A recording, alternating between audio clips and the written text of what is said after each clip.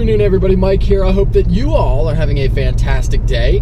Today I wanted to talk about the EPA and their most recent proposed regulations and what it means for car people, as well as what are my opinions on it. So for all of my viewers in other places, the EPA is our environmental protection agency here in the United States. And when it comes to cars, they're responsible for everything from, gas mileage ratings to emission standards, like every car being forced to have a catalytic converter. So their stance on modifying your car has always been that at the federal level, it's illegal to modify your car's emission system for use on a public road. Now that's the important part, for use on a public road. Now there have always been a million ways around this. Depending on where you live, they might not even have emissions testing. If your car is a certain age, if it's an antique, if it's a kit car, if you only drive your car a certain number of miles per year, and again, on the area, they might not have emissions testing at all, depending on where you live. So, a million ways around that. If you want to modify your car, run it with straight pipes, whatever you want to do, there's a lot of ways around it, and you'll still be able to drive on a public road. Now, for racing, the EPA has never cared. If you use your car off-road, on a racetrack or like off-roading, like going through mud holes on your private property, whatever you want to do, as long as it's private property or someone's private property, it doesn't matter. As long as it's not a public road, you can do whatever you want to your vehicle. You can modify the emission system in any way you want, it doesn't matter. So that's always been the stance of the EPA. And because of that, because of the fact that you can use your vehicle off-road however you want it, there have always been parts that you can buy, aftermarket parts, and they will say off-road use only on them or whatever, but it's always been totally legal and fine to buy those parts, and you put it on your road-going vehicle and you've never had a problem, because like we said, there's a million ways around it. However, with this new writing, the EPA is basically saying that it doesn't matter what you use your car for now. It doesn't matter if it's only used on a racetrack or off-road or whatever. Now, modifying your emission system will be illegal still. So, much like before, cars have always been, like we said, it's always been illegal to do that at the federal level. The thing of it is, we register our cars here at the state level. So, like we said, it doesn't matter because your car isn't registered with the federal government, so there's really no way for them to enforce what you do with it. Amongst other reasons. So now, basically, in my opinion, they've looked at that and said, well, so many people, it's so easy to get around this whole thing. And the idea is that, we're not modifying our emission system. So since people were getting around that, they thought, how can we really accomplish our goal of making it so people don't do this? And this was kind of the way, let's just make it flat out illegal.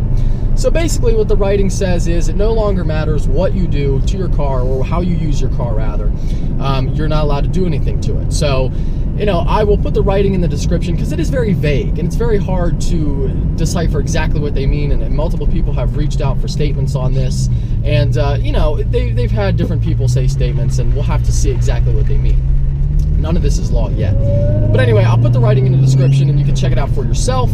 And of course, SEMA, the big aftermarket group, they kind of represent the entire vehicle aftermarket. They reached out for comment. And, the thing of it is, it's really tough to, there's a lot of problems with this because, number one, the EPA would have to define what they think as a purpose-built race car, because that's still legal. Basically, what the writing says is that you can't take any vehicle that was originally meant for the road and modify it for racing or off-road or whatever. So it doesn't matter if it's a production car from 40 years ago, doesn't matter if you took it straight from the dealership lot and you're only going to use it on a racetrack, you can't do that. Any vehicle that was originally made to be driven on a public road, you can't modify. So just to recap, before, it was illegal at the federal government level to modify the emission system on your vehicle, but if you used it off-road or whatever, you could do whatever you wanted. And because many states and areas, and there's different ways of getting around it, you could pretty much also drive it on the road too. Now what they're saying is any road-going vehicle you can't modify, so that makes it totally illegal. So that's kind of the big difference. So a purpose-built race car is still totally legal though. So like NASCAR, sprint cars, top fuel dragsters, whatever. That's all still perfectly legal.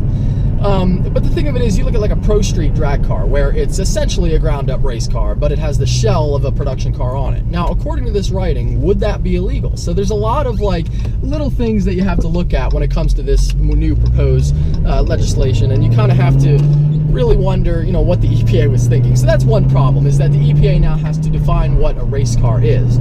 The other big problem is that you know, this is a pretty big government overreach in my opinion. I'm a pretty big believer in the fact that if you're on private property, you should be able to do pretty much whatever you want. You know, as long as you're not hurting anybody else or infringing on anyone else's rights, you know, I should be able to do whatever I want, especially with cars, something silly like that, on my own property. I think that that's, you know, totally reasonable. So this is a pretty big overreach in my opinion of that. The other big thing is that it's really going to hurt industry. You know, you think of how many thousands of jobs are employed by these companies. There's companies that just do this kind of stuff. Of course, there's hundreds of them. And not just the people who make the stuff. You got the R&D guys who, you know, got to figure out how the system is going to work in the vehicle. You got the sales guys, you got the IT guys who work in the website. You got, it's going to decrease the demand for the actual raw material of metal. So there's a lot of ways this is going to negatively impact the economy here in the United States and probably a lot of other places in the world if this would be passed, where it would make the sale of these aftermarket parts illegal, because that's kind of their goal.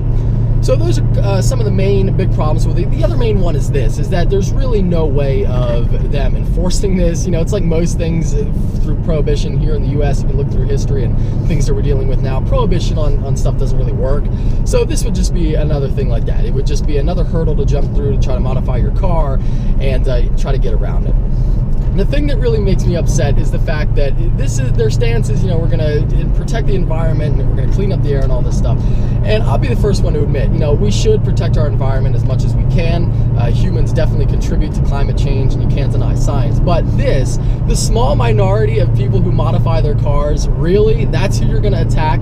Because that's insane. Like, that has no effect whatsoever on the overall impact on the environment. It's just another way to hassle car people who are so often at the forefront of the climate change battle for no reason. First of all, the agricultural industry here in the United States affects the environment, contributes to greenhouse gases and pollution much more than all of our cars combined. And that's the God's honest truth. Now, there's a reason why the government doesn't go after them, because the government makes quite a lot of money off of the agricultural industry.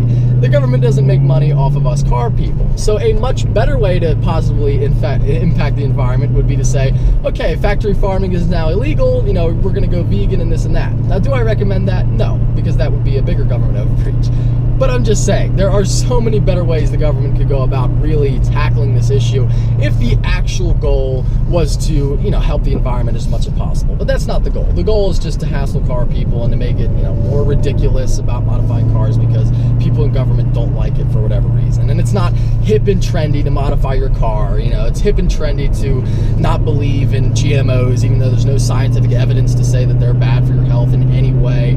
It's hip and trendy to drive a car that probably contributes more to pollution from the way it's built, rather than the guy driving his 85 straight pipe pickup because it's a brand new car and the raw materials used to build that car are really bad for the environment. But that doesn't matter to these people. Factual information, that doesn't matter. What matters is, you know, passionate speeches and just basically an entire line of bullshit. So that's my opinion on the whole thing. Now, like I said, worst case scenario, and it's not passed yet. I want to point that out. You know, we really don't know exactly what's going to happen with this. There is a petition on whitehouse.gov, has well over 100,000 signatures. And the way that whole thing works is that if you have a petition on whitehouse.gov and it reaches over 100,000 independent signatures, the White House has to look at it. So I don't know what that means. But either way, it can't hurt, and it's cool to see the whole community come together. So worst case scenario, they do pass it. I don't see it's going to have a huge impact unless they do make the sale of those aftermarket parts illegal. That will definitely have a big impact. But if those parts are still going to be legal and they, you know, change some things to make it so, you know, race cars or cars that you use off-road are still exempt, which I have a feeling they will, because that's just a little ridiculous, then it's not really going to have any effect whatsoever, because that's already the status quo.